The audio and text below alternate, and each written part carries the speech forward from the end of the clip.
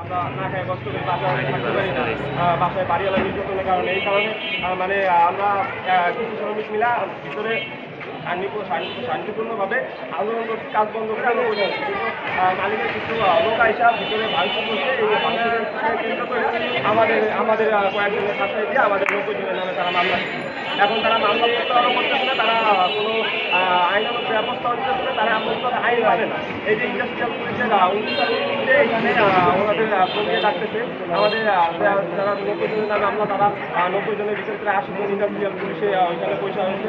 মালিক পক্ষ 11টার দিকে যাওয়ার কথা বলছে যে 11টা ওরা বসবে। এখন 11টার বেরোয় এখন প্রায় 2টা বাজে, এখনো মালিক পক্ষ ওখানে যায় পৌঁছে না। মালিক পক্ষ এখনো ফ্যাক্টরির ভিতরে, মানে আমাদের এরকম হয়রানি করতেছে। আমাদের কোনো কর্মচারীর কর্মস্থলের কোনো ইয়া নাই, তারা আমাদের এরকম প্রতিনিয়ত এরকম হয়রানি করে।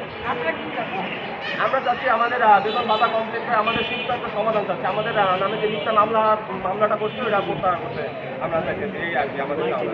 আমাদের 2 মাসের স্যালারি পাও না, আমাদের জানুয়ারি ফেব্রুয়ারি 2 মাসের স্যালারি পাও না। এই 2 মাসের স্যালারি আমাদের ক্লিয়ার করে দেওয়ার কথা। এটা মালিক পক্ষ আমাদের